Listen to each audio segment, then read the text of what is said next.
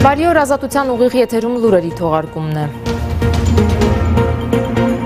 Կորոնավիրուսից այս պահին բուժվողների թիվը Հայաստանում 1103-ն է, համավարակի սկզբից ի վեր ավելի քան 2000 դեպք է գրանցվել։ Մեկ օրում արձանագրված դեպքերի ամենամեծ աճն այսօր ունենք 134 հաստատված հիվանդ։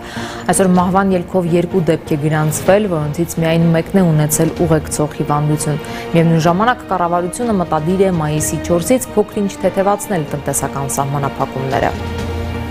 Անցած օրվա ընթացքում արձանագրվել է կորոնավիրուսի դեպքերի ռեկորդային բարձր ցուցանիշ՝ 134 նոր դեպք։ Կառավարության նիստի ժամանակ այսօր հայտարարեց առողջապահության նախարար Արսեն Թորոսյանը։ Այսպիսով Հայաստանում կորոնավիրուսով հիվանդների ընդհանուր թիվը հասավ 2066-ի։ Արձանագրվել է մահվան ևս 2 դեպք։ Մահացածները եղել են 69 եւ 47 տարեկան։ Նրանցից մեկն ունեցել է քրոնիկական հիվանդություն։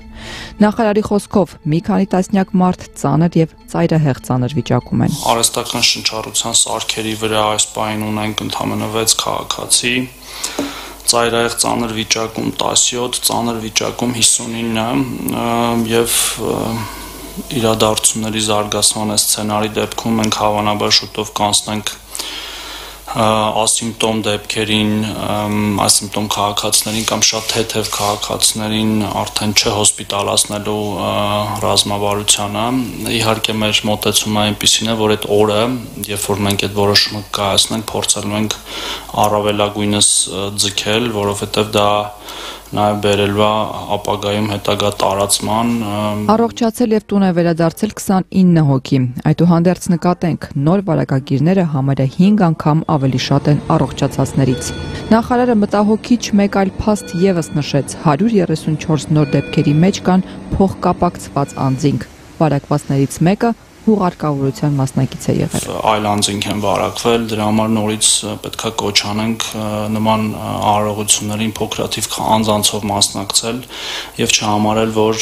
վտանգը ամբողջությամբ անցել է։ Աճի այսպիսի տեմպի պարագայում չի բացառվում, որ Պարետատունը կվերանայի որոշումները։ Պարետ Տիգրան Ավինյանը այդուհանդերձ հայտարարեց, այս պահի դրությամբ դեռ առաջնորդվում են հին ծրագրերով։ Շարունակելու են փակ մնալ կրթական հաստատությունները, էական սահմանափակումներ են գործելու մշակութային եւ զվարճանքի ոլորտներում, իսկ մայիսի 4-ից կվերաբացվեն տնտեսական գործունեություն իրականացնող որոշ ոլորտներ, պարտադիր կանոնների պահպանմամբ։ Պարետը հորդորեց, պետք չի լինել անվախ, այլ լինել զգուշավոր։ Եթե մենք տեսնենք, որ ընդհանուր առմամբ այս քաղաքականությունը, որը մենք վարում ենք մեղմացումների, տալիս է վտանգավոր հետևանքներ, բերում է վտանգավոր հետևանքների եւ վարակի տարածման արագությունը եւ տեմպը աճում է այն աստիճան, որ մենք մտավախություն ունենանք, որ առողջապահական համակարգը կարող է չհասցնել սպասարկել հիվանդներին։ Ես կարծում եմ, որ միանշանակ ամենակոշտ ռեժիմին եւ ամենակոշտից էլ եղած ամենակոշտ ռեժիմից էլ ավելի կոշտ ռեժիմի կարող ենք վերադառնալ եւ այդ իսկ պատճառով շատ կարեւոր է, որպեսզի այն կանոնները, որոնք որ հաստատվում են, խստորեն պահպանվեն տնտեսվարողների կողմից, որովհետև առաջին հերթին այդ տնտեսվարողների շահերից է բխում այդ կանոնների պահպանումը, եթե որևէ մեկը վարակվեց որևէ մի տնտեսվարողի մոտ, ավտոմատ կերպով այդ տնտեսվարողի գործունեությունը դադարեցվելու է։ Ակնհայտ է, որ առնվազն մինչև մյուս տարվա մարտ-ապրիլ ամիսներին մենք ունենալու ենք դեպքեր, հետևաբար չենք կարող մի տարի փակված ռեժիմով ապրել։ Վարչապետ Նիկոլ Փաշինյանի արձագանքն էր իրավիճակին։ Վերջինս 3 սեփական դիտարկումն է արել, երբ դուրս է եկել զբոսանքի։ Պատկերը մեղմ ասած մտահոգիչ էր։ Ըստ վարչապետի, մարդիկ խմբերով զբոսնում էին, չպահպանելով վարքագծային կանոնները։ Եվ հետևաբար մեր մեծագույն խնդիրը տնտեսվարողների, անհատ քաղաքացիների, բոլորի երեխաների, մեծահասակների, միջին տարիքի մարդկանց վարքագծային նոր կանոնների հաստատումն է, որպեսզի մենք կարողանանք զուգահեռ ապրել, որտեղ մենք էլ փակված հնարավոր չի շարունակել, կամ լավ, եթե հնարավոր է ևս 10 օր, եւ բան չկա, մոտիվացիա չկա, որտեղ եթե իմանանք ևս մի ամիս փակվելու ենք եւ վարակը չի լինելու այլևս, կարող ենք անել, այո, կարող ենք ասել ամբողջ ռեսուրսների կենտրոնացնենք, մի ամիս էլ փակված մնանք։ Բայց փաստն այն է, որ մենք հստակ հիմա վստահաբար գիտենք, որ այդ մի ամսում ոչինչ տեղի չի ունենալու, որ մեզ թույլ տա լիարժեք վերադառնալ նախկին կյանքի։ Ողջ աշխարհում կորոնավիրուսի ակտիվ դեպքերը մոտենում են 2 միլիոնին, համավարակի մեկնարկից ի վեր արդեն 3 միլիոնից ավելի մարդ է հիվանդացել, առողջացել են 1 միլիոնից ավելին, մահվան դեպքերն անցնում են 228,000-ը։ Համավարակի աճի ամենամեծ տեմպը այժմ Ռուսաստանում է, մեկ օրում ավելի քան 7000 դեպք է գրանցվել, 100-ից ավելի մարդ մահացել է։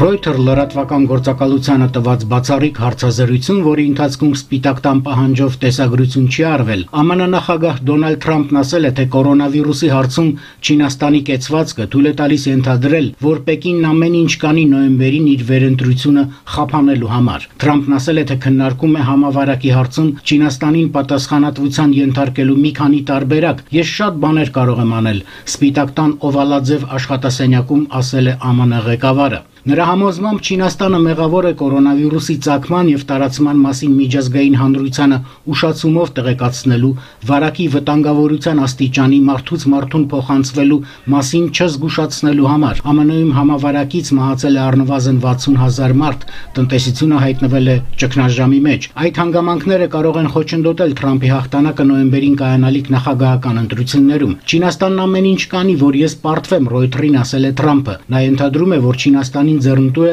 դեմոկրատական կուսակցության հավանական տեխնացու նախկին փոխնախագահ Ջո Բայդենի հաղթանակը, քանի որ ըստ Թրամփի դա կթույլատնի առևտրի եւ այլ հարցերում Վաշինգտոնի կողմից Պեկինի վրա գործադրվող ճնշումը։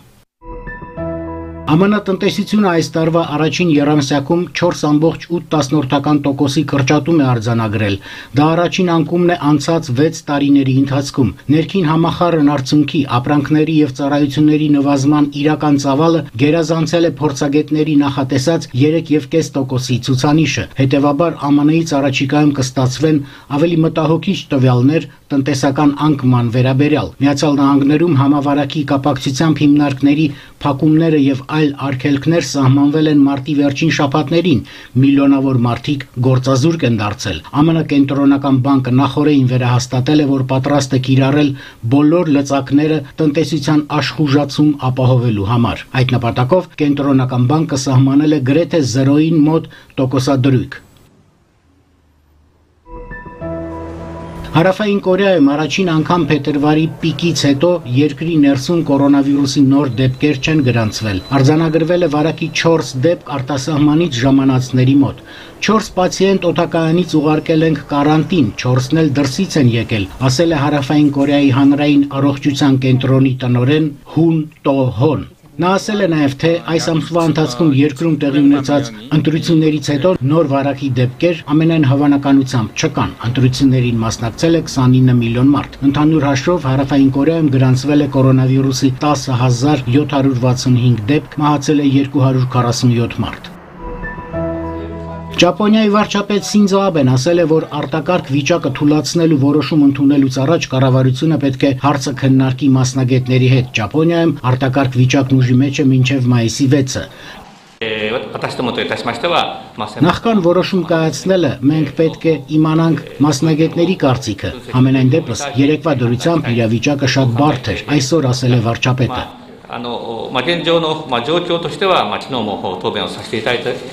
Նրա փոխանցմամբ կառավարությունը չի ցանկանում շտապողականություն դրսևորել եւ չհաշվարկված որոշում ընդունել։ Ճապոնիայում ապրիլի 16-ին է արտակարգ դրություն սահմանվել։ Կառավարությունը բնակիչներին կարող է միայն հորդորել մնալ տանը եւ գործարարներին կոչ անել փակել ոչ կենսական նշանակության հիմնարկները, քանի որ օրենքները կառավարությանը չեն ընձեռում ուժով կարանտին սահմանելու հնարավորություն։ Սակայն հանրությունը գրեթե առանց բացառության ընդունում է այդ կոչերը։ Հայաստանի կառավարությունն ընդլայնում է կորոնավիրուսի հետևանքով առաջացած սոցիալական ծանր կացությունը հաղթահարելուն ուղղված միջոցառումները։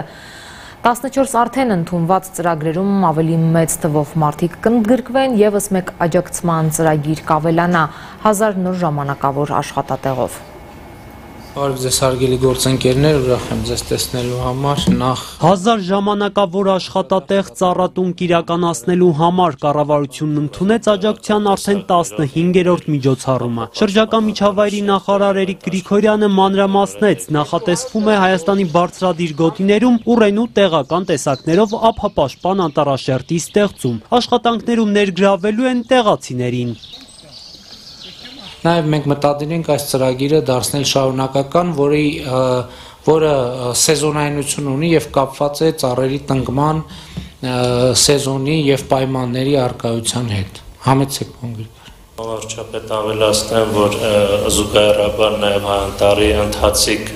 աշխատանքներով կներգրավի մինչև հիմա այս պայն 450 սեզոնային աշխատողներ։ Գործադիրի որոշմամբ եւս 36,000 մարդ ներառվեց աջակցության 8-րդ միջոցառման շահառուների ցանկում։ Ես ուղղակի թվարկեմ հագուստի արտադրություն, կոշիկի եւ այլ կաշվի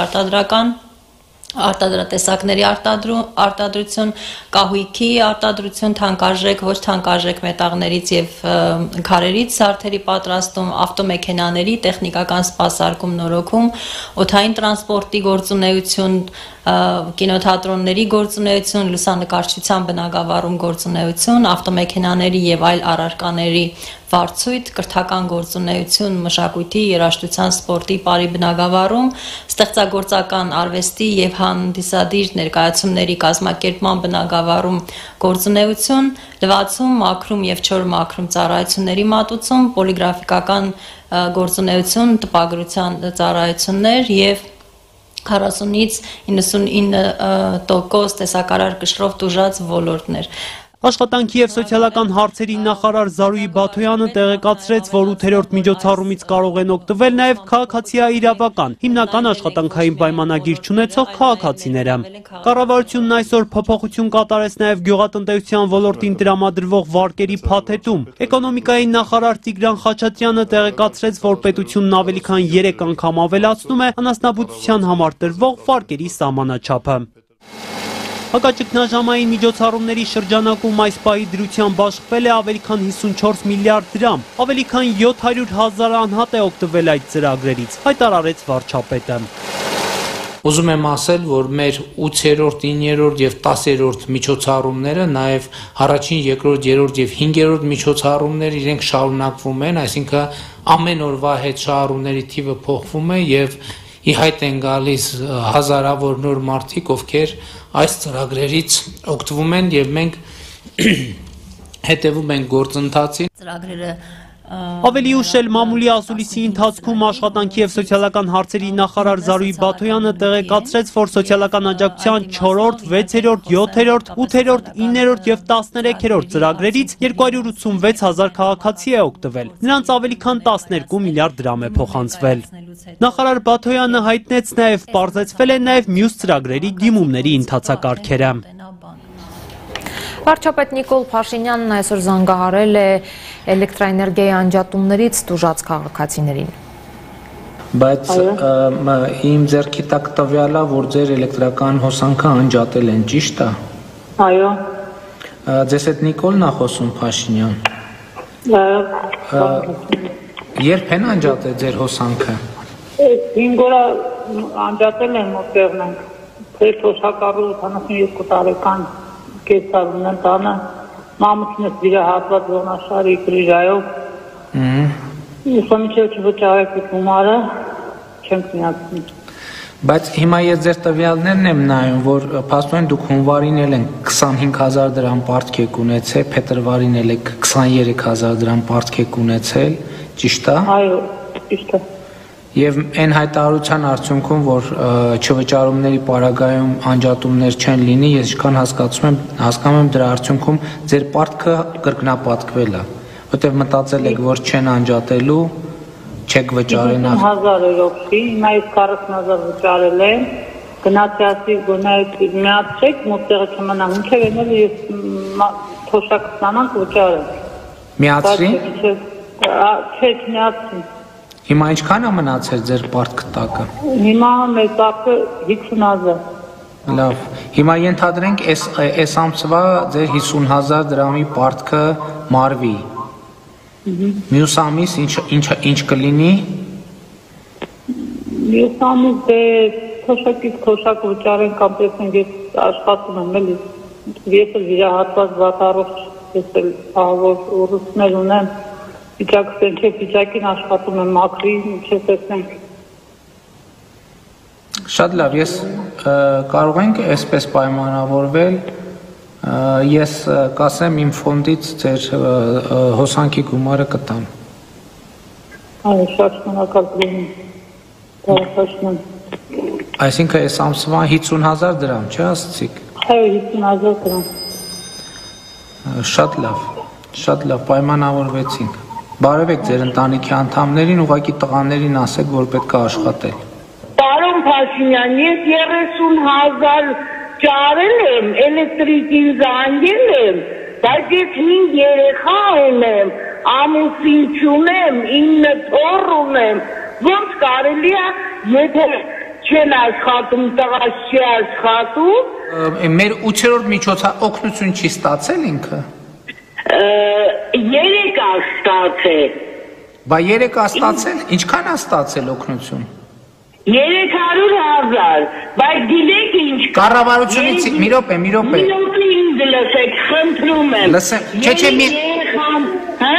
Կառավարությունից 300,000 օգնությունն է ստացել Այո Բա խի չեք հոսանքի փողոմուծում հարգելիս Դե լսեք 30,000 պահել եմ բայց այնքան պարտ կա 2 ամիսա 3 երեխաներին մանր 6 տարեկան, 4 տարեկան, 2 տարեկան, չես կարող չէ ասել սոված մնացեք։ Բայց խոստովանեք, որ 300,000 դրամ օգնություն ստանալը վատ չի։ Շատ լավ է, պարոն Փաշինյան ջան, շատ լավ է։ Բայց իմ ասածն էնա, բայց ճիշտ չի, որ սկզբից բանը կոմունալայի պարտքերը փակեիք, հետո նոր մնացած հարցերի մասով։ Նայեք, պարոն Փաշինյան ջան, ես էլեկտրիկին զանգել եմ արդեն, ասել եմ, ասեց ես կգամ կտանեմ կմուծեմ, ճիշտն ասած չթաքցնեմ, ես այդ մուծումները չեմ կարողանում անեմ, էլեկտրիկը մոտիկա, ասեցի արիտար դու արա,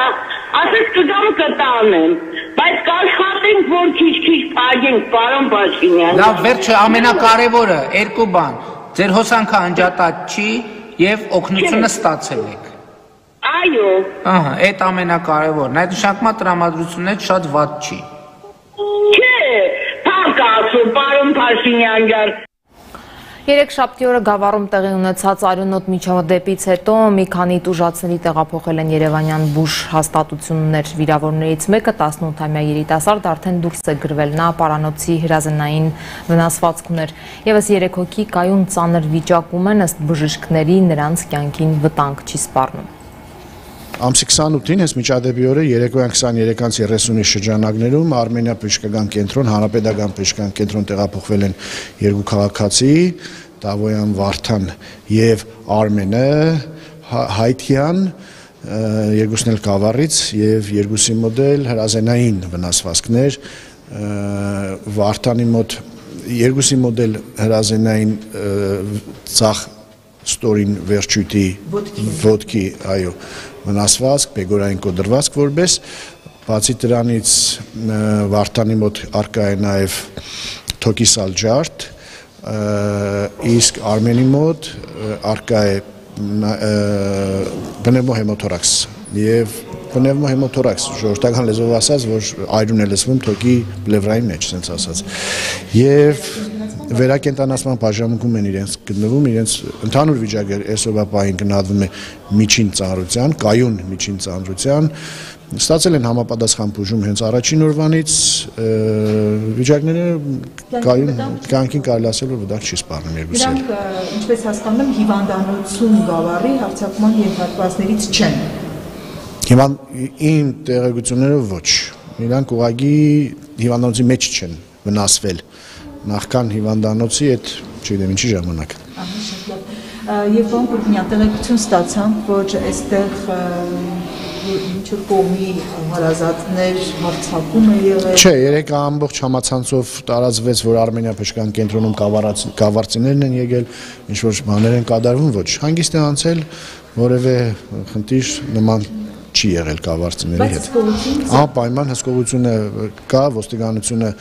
եւ ռեանիմացիոն բաժանմունքում կա ներկա պոստ, այսպես ասած, ավելի շատ բուժանձնակազմի համար նաև, որովհետև նախադեպը արդեն կավառում եղել էր եւ ինչպես նկատեցիք երևի առաջի հարգում ունենք եւ ընդհանուր։ Մեր հիվանդանոց տեղափոխվել են 2 հոգի վնասվածքներից հետո նախորդ գիշերը, ընդ որում մեկին վիրահատել են, եղել է պարանոցի երազենային վնասվածքը,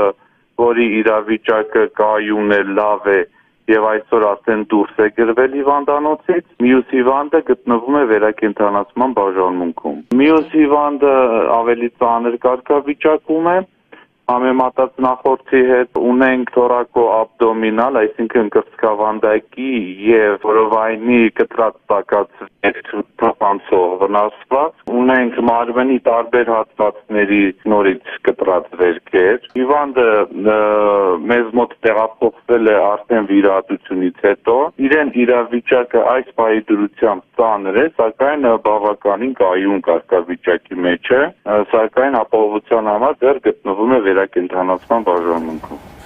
Իմ քայլը խմբակցության պատգամավոր Հրաչյա Հակոբյանը իր ֆեյսբուքյան էջում հարց է բարձրացնում։ Կարող է մի օր պարզվել, որ Արթուր Վանեցյանը ԱԱԾ տնօրենի պաշտոնից հեռացվել է օտարերկրյա հատուկ ծառայությունների կողմից հավաքագրված լինելու եւ նախկին իշխանություններին նրանց ունեցվածքի դիմաց որոշ հեռանկարներ խոստանալու պատճառով։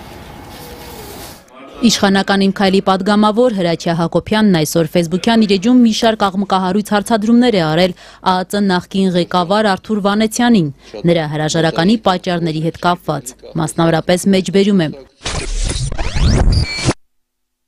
Կարող է մի օր պարզվել, որ Վանեցյանը ԱԱԾ տնօրենի պաշտոնից հեռացվել է օտարերկրյա հատուկ ծառայությունների կողմից հավաքագրված լինելու պատճառով։ Կարող է պարզվել, որ վարչապետ Նիկոլ Փաշինյանը փաստերի ճնշման ներքո նրան ստիպել է խոստովանել օտարերկրյա հատուկ ծառայությունների կողմից հավաքագրված լինելու փաստը։ Գրել է Հրաչյա Հակոբյանը, ընդգծելով, թե համաշխարհային պրակտիկան ցույց է տալիս, որ օտարերկրյա գործակալներին բռնում եւ դատում են, երբ ուզում են հավաքագրող երկրի հետ հարաբերություն փչացնել, իսկ եթե ոչ, գործակալին չեզոքացնում են, որ նա ուղղակի չկարողանա գործել։ Հայաստանը չի ուզում հարաբերություններ փչացնել ոչ մի երկրի հետ, գրել է պատգամավորն, այդպես էլ չմանրամասնելով, թե որ երկրի մասին է խոսքը։ Հրաչյա Հակոբյանն ով ի դեպ վարչապետ Նիկոլ Փաշինյանի կնոջ Աննա Հակոբյանի եղբայրն է, Ազատության հետ զրույցում ասաց, թե կոնկրետ տեղեկություններ չունի, որ ԱԱԾ նախկին տնօրենը օտարերկրյա հատուկ ծառայությունների գործակալ է եղել, բայց փոխարենը կասկածներ ունի։ Ի դեպ պատգամավորը չբացառեց, որ նման տեղեկություններ կարող են ունենալ նաև Հայաստանի իրավապահ մարմինները։ Դուք ունեք նման տեղեկություններ, այո։ Տեղեկություն որպես այդպեսին չունեմ, բայց կասկածներ ունեմ, որ միգուցե այդ պայմաններում է եղել իր հրաժարականի, այսպես ասած, դրվագը։ Իսկ ինչ եք կարծում, արդյոք իրավապահ մարմինները ձեր այս հայտարարություններով պետք է զբաղվեն, ուսումնասիրեն։ Չեմ կարծում, որ այնպիսի հայտարարություն է, որ իրավապահ մարմինները պետք է զբաղվեն, որովհետեւ մեղադրանք է ԱԱԾ նախկին տնօրենին ասել, որ նա հավաքագրել։ Ես որևէ բան չեմ մեղադրել, ես հարցեր եմ տվել, հարցեր են բարձրացրել։ Ամեն դեպքում իրավապահ մարմինները իրենք գիտեն։ Եթե կա որևէ լուրջ մեղադրանք կամ հանցակազմ, թող զբաղվեն։ Ուղղակի նորից եմ կրկնում, սրանք ընդհանրապես հարցեր են։ Հարցեր, որոնց մեջ մանրամասնություններ կան։ Կան մանրամասներ, այո։ Իրավապահ համակարգը ինքը կորոշի։ Իսկ այս կասկածները ձեզ մոտ նոր են առաջացել, թե անմիջապես հրաժարականից հետո։ Հնդածս։ Ի պատասխան մեր հարցին, թե ինչպես է Արթուր Վանեցյանը գնահատում պատգամավոր Հրաչյա Հակոբյանի այսօր արած հրապարակային հարցադրումները, ԱԱԾ նախկին տնօրենի հիմնադրած Հայրենիք զարգացման հիմնադրամի մամուլի քարտուղար Քրիստինե Մելքումյանը Ազատությանը փոխանցեց, մեջբերում եմ, հերթական անլուրջ եւ անպատասխանատու հայտարարությունը մեկնաբանելու կարիք չենք տեսնում։ Այդ հարցով կզբաղվեն մեր իրավաբանները։ Իդեպ ֆեյսբուքյան իր էջում Հրաչյա Հակոբյանը անդրադարձել է նաև Արթուր Վանեցյանի եւ Վատիկանում Հայաստանի նախկին դեսպան Սերժ Սարգսյանի փեսա Միքայել Մինասյանի հետ ունեցած կապերին, մասնավորապես անելով հետեւյալ հարցադրումը. Կարող է պարզվել, որ Շվեյցարիայում գտնվող Արթուր Վանեցյանի ոչ միայն վարչապետի եւ ՀԿՑ պետի հետ ունեցած հեռախոսազրույցներն են գաղտնալսվել, այլ նաեւ նրա եւ Միքայել Մինասյանի բանակցությունները, թե ինչպես է Վանեցյանը Մինասյանից սեփականությունները շորթում, նրան ու նրա ընտանիքի անդամներին քրեական պատասխանատվության չենթարկելու եւ հետագայում երիտհանրապետականների նոր իշխանություն հաստատելու հեռանկարի դիմաց։ Միգուցե կա ուրիշ գաղտնալսումներ նույնպես։ Արթուր Վանեցյանի մասնակցությամբ Միշիկի եւ այլ անձանց հետ կապված։ Հավելենք, որ գլխավոր դատախազությունից խոստացել են ավելի ուշ արձագանքել իշխող Իմքայելի պատգամավորի այս հարցադրումներին։ Ադրբեջանում ընդդիմադիրները բարձրաձայնում են, որ իշխանությունն օգտագործում է կորոնավիրուսի համավարակի պատճառով հաստատված կարանտինը իրենց փաստացի տնային կալանքի տակ պահելու համար։ Ալի Քերիմլին պնդում է, որ ապրիլի 13-ից ի վեր զրկված է համացանցից եւ բջջային կապից, ինչը նշանակում է, որ նա չի կարող տնից դուրս գալու համար անհրաժեշտ SMS հաղորդագրություններ ստանալ։ Ադրբեջանական ընդդիմության ղեկավարներից մեկը ժողովրդական ճակատի առաջնորդ Ալի Քերիմլին պնդում է, որ երկրում սահմանված կարանտինն իր համար վերածվել է տեղեկատվական շրջափակման եւ փաստացի տնային կալանքի ռեժիմի։ Ընդդիմադիր գործչի խոսքով, ապրիլի 13-ից ի վեր իշխանություններն իրեն զրկել են համացանցից եւ բջջային կապից, ինչն ավտոմատ կերպով Քերիմլիին զրկել է նաեւ տանից դուրս գալու հնարավորությունից։ Բանն այն է, որ կարանտինի պայմաններում ադրբեջանի քաղաքացիներն իրենց բնակարանները կարող են լքել բացառապես հատուկ SMS հաղորդագրություններ ստանալուց հետո։ Չնայած դրան, ըստ Քերիմլիի, վերջին շաբաթների ընթացքում իրեն հաջողվել է հանդես գալ մոտ 1 տասնյակ հեռուստաուղերձներով եւ հարցազրույցներով, դրանցից հերթականը նախորդին հրապարակել էր Թուրան գործակալությունը։ Նշելով, որ կորոնավիրուսի համաճարակին զուգահեռ ադրբեջանցի ուժայինները սաստկացրել են ընդդիմության ակտիվիստների դեմ հալածանքները, ժողջակատի առաջնորդը միաժամանակ ասում էր, որ անգամ ստեղծված իրավիճակում իր ղեկավարած քաղաքական ուժը իշխանությունների հետ երկխոսության գաղափարից հրաժարվել չի շտապում։ Biz açıq və predmetli dialoq istəyirik və müzakirə etmişik partiyada. Այդ երկխոսությունը սակայն պետք է առարկայական լինի։ Մենք դեմ ենք երկխոսության իմիտացիային։ Այդ երկխոսության նպատակը չպետք է լինի ընդդիմությանը լռեցնելը կամ ընդդիմադիրներին կաշառելը, նշում էր Ալի Քերիմլին, ուրվագծելով նաև հարցերի այն շրջանակը, որի շուրջ ժողջակատն ու ընդդիմադիր մի շարք այլ ուժերի եւ անհատների միավորող ժողովրդավարական ուժերի ազգային խորհուրդը պատրաստ են երկխոսել իշխանությունների հետ։ Dialoqa hazırıq. Ancaq biz o dialoqda seçki islahatını danışacağıq. Sizin sualınıza gəldi. Նախ եւ առաջ մենք պատրաստ ենք քննարկել ընտրական օրենսգրքի բարեփոխումների հարցը, ինչպես նաեւ քաղբանտարկյալների ազատ արձակումը, հավաքների եւ ցույցերի ազատության ապահովումը, նաեւ Ղարաբաղյան խնդրի լուծումն ու երկրի անվտանգության ապահովման հարցերը, նշում էր Ալի Քերիմլին, հավելելով այս ամենի հետ միասին ես իրատես եմ եւ շատ լավ հասկանում եմ, որ թվարկված հարցերից եւ ոչ մեկի շուրջ իշխանության հետ համաձայնության գալ հնարավոր չէ։ Ildə nə qədər dialoq imitasiyaları görmüşük։ Այսքանն էինք նախատեսել այս եթերաժամի համար, մեր հաջորդ թողարկումը ժամը 18-ին է։